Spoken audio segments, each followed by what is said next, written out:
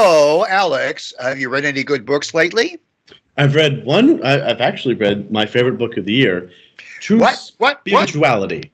What? This is your favorite book of the year? It is. It Wow. is. Wow. I mean, yeah, it's already March, so I mean, it's it hasn't All been. Calm down, everyone. It's by Francis Schaeffer. I love Francis Schaeffer. I've read a couple other of his books. I've always been a fan. This is the shortest book I've ever seen by him, and I think it's the best I've ever read by him. So Why? Why is it the best? well, he repeats this motif over and over and over, and it basically is living moment by moment. Mm-hmm. For, a lot of people talk about, dedicate your whole life to Jesus and all that, and that's important, but he drills down to say not just your life, but every moment, which I find is interesting. This is effectively the thesis on the 5th page. You'll like it because in the the second page, he brings up Kierkegaard. Oh, I love it already. I love it. I love Kierkegaard. But he does it just so he can trash secular existentialism. Jean-Paul Sartre and Yeah. He really does go after the existentialists and liberals. He calls them liberals. I would use different terms personally, but I think we all know what he's referring to reformist theology. Anyway, let me get into the thesis of the book. Yeah. Go ahead. We do not come to true spirituality or the true Christian life merely by keeping a list, but neither do we come to it merely by rejecting the list and then shrugging our shoulders and living a loser life. Now, he explains this by saying, if we are considering outward things in relation to true spirituality, we are face to face, not with some small list, but with the whole 10 Commandments and all of God's other commandments. In other words, if I see the list as a screen, and I say this small list is trite, dead, and cheap, then I take hold of the screen and lift it away. And I'm not face to face with the loser thing. I'm face to face with the whole 10 Commandments and all that is included in them. I am also face to face with what we might call the law of love. The fact that I am to love God and I am to love my fellow man. Mm-hmm. Now, that's a very elliptical passage. I suppose it has to be, because it's 90% psychology and 10% theology, as far as I can see. How do you make it? There's a lot of psychology there. Well, he certainly does get more into theology later in, the sad fact of our life, or modern theology, is that it feels like it's mostly psychology. And even evangelical writers, I find, mostly what they try and do is fix your mindset. That's the general belief, is that it's not so much in many cases it is a philosophical problem, but it's also a psychological problem. And lots of sermons are like that, where they kind of just tweak around certain mindsets and they give you certain phrases. And sometimes they do help, but ultimately it is theological that matters. Well, help me out with connecting the dots between how living moment to moment, which is the main thesis that you started off with, right? You might want to repeat that if you could, because I think our listeners are probably going to be wondering, how do we connect the dots about living moment to moment, and what does that have to do with being confronted with the totality of all of the 10 Commandments? There are a lot of dots to connect there. Well, there's a whole book where he goes into that. I know, but you've read the book, and it's the best book you've read so far. So tell us. Well, he does get into a bit of the thing is I wrote down so many notes. I don't know which ones I want to pop into.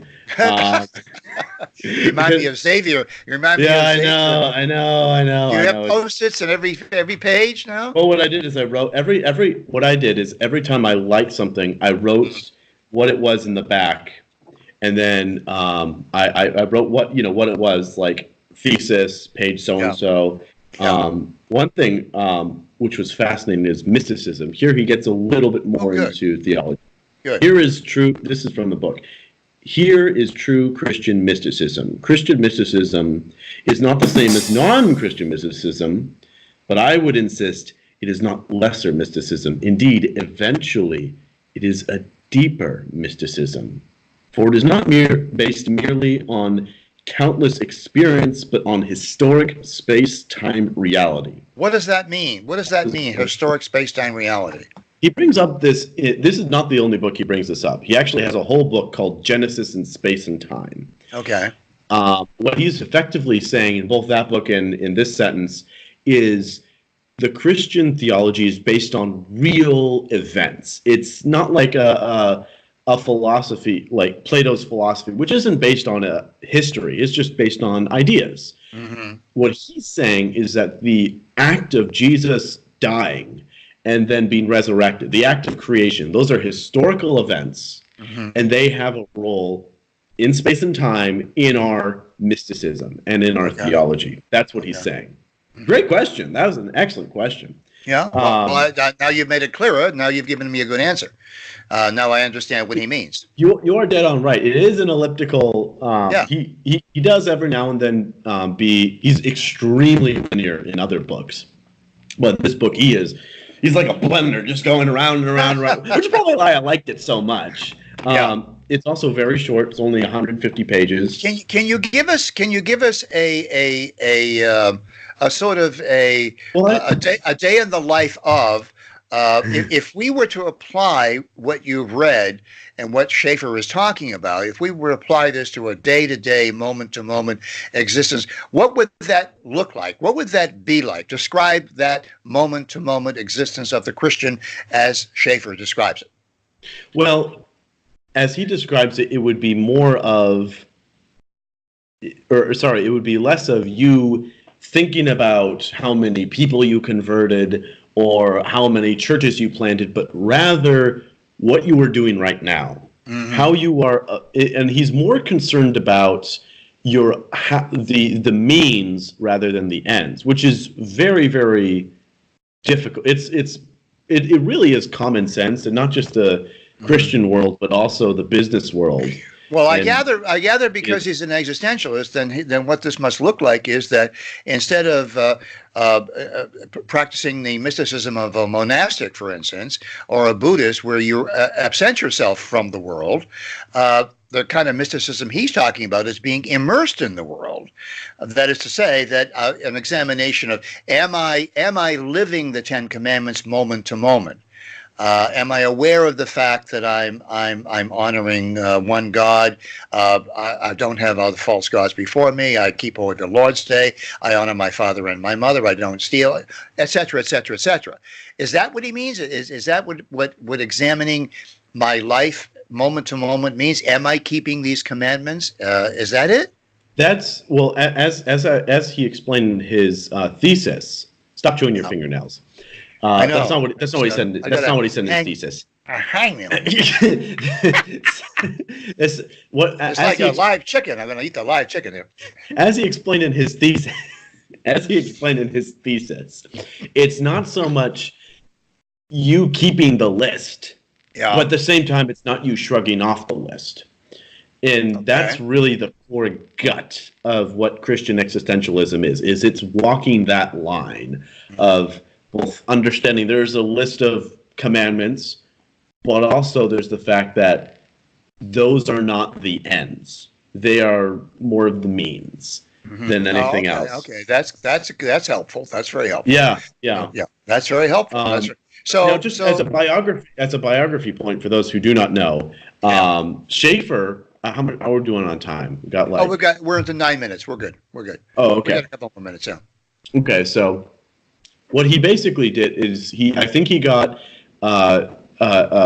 converted to Christianity in either late high school or college, and then wanted to become a missionary.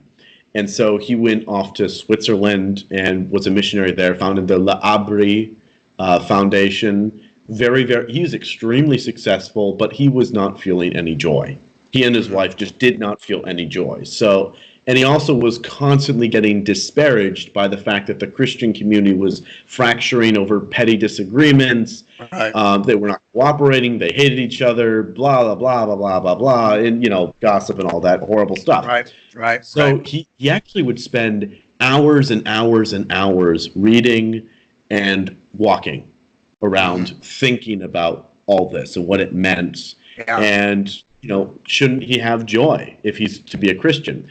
Actually, it says his wife comments that when it was raining, she could hear him pacing back and forth in the attic because that's where he would walk back and forth when it was raining. And eventually he came to, the conclusions that he did is living for joy and living every moment. Why is living for joy such a big deal to him? Excellent point you make. You bring up. It's not necessarily talked about in this book. This is just previous Schaeffer knowledge I have. Yeah. It's if you believe that Christ really does come and really does give you joy and give you peace, then you should have joy and peace. If you really are a child of God, and those are his gifts, they're part of the fruit of the Spirit: love, joy, peace, patience, kindness, gentleness. There's something very Judaic about that. The Jewish theology is that if you're living a good life, according to the Jewish belief system, God will reward you with happiness and joy. We did steal the Jewish belief system. So, what do you... Kind of hijacked the whole thing, right? We hijacked the whole damn thing, right? And we found this carpenter in Nazareth, we found that carpenter's kid. Never did a day's work in his life, that kid. Hey, he was part of his dad's business. You bet he worked. Are you kidding me? Yeah, that's it. The reason he left home is he couldn't build an outhouse, for God's sakes. Where did you make that one up? But anyway, I don't know how we're doing on time, but... Well, we're about 11 minutes. We have 11 minutes now recorded. But I want to ask you one final thing. So is this like, you and I often use this metaphor. I proceed with the certainty of the sleepwalker. Is this book basically saying that? Yeah. Not directly. We first of all have to pick apart what it means to proceed with the certainty of a sleepwalker. Mm-hmm. He does get into faith a couple times, mm-hmm. and what it means to have faith. Mm-hmm. I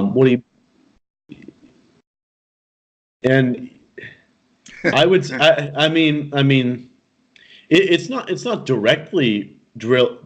It's definitely a part of what he's talking about. It's part of existentialism, is having faith. There's a couple of passages that are just coming to my mind because I just finished it today, where he does specifically talk about faith, and they escape my mind. But for those of you who do not know, to walk with the certainty of a sleepwalker basically means total and absolute confidence in how you walk. And he does talk, this is what I recall reading, is that faith is not something that can be taught. Right. Of course it can. No, of course. It can be taught. Well, it can't be taught through lecture and through academia. Mm-hmm. It can be taught through example. Right. That's what he talks about in faith. So, in terms of proceeding with the certainty of a sleepwalker, it has to be taught by example. So, if you want to preach that sort of faith, you have to live that sort of faith. So, is this an early book of Schaeffer's or a later book of Schaeffer's? I've kind of lost my perspective on that. I would probably guess it's an early book, because most of what he deals with is criticizing the church and explaining the sort of reforms that need to happen. And eventually those reforms were taken up because he was such an influential author and speaker. What church is he criticizing? You say church, but there are so many denominations and No. We don't deal with the denominations and this. Yeah, right. But he's referring to the evangelical church, and I've heard Catholics describe themselves as every true Catholic should be evangelical. And what that, for those of you who do not know, evangelical just means somebody that goes out and shares the gospel. Doing what Jesus literally said everyone needs to do. So, evangelizare misit pauperibus, man. Making it Latin does not make it better. It does. It makes it a lot better. Oh, my goodness. This is Catholic indoctrination. We have followers. We have listeners in Italy. They're very happy to hear this, That's right? true. They need you to And spank me every now. we're big in Japan now. We're big in Japan. Konnichiwa. I'm going to say konnichiwa, ohayou gozaimasu to our Japanese listeners. Anyway, Hola. We're at our 15-minute mark, but I want to thank you for explaining the book. Hold the book up again so that people can see it. It's available on Amazon. True Spirituality by Francis A. Schaeffer. If you're at all interested in living moment to moment as a Christian, Alex recommends this. And of course, anything Alex recommends, I recommend as well. Cheers, Alex. I just finished drinking that. Thank you for liking and sharing and subscribing. You guys are great.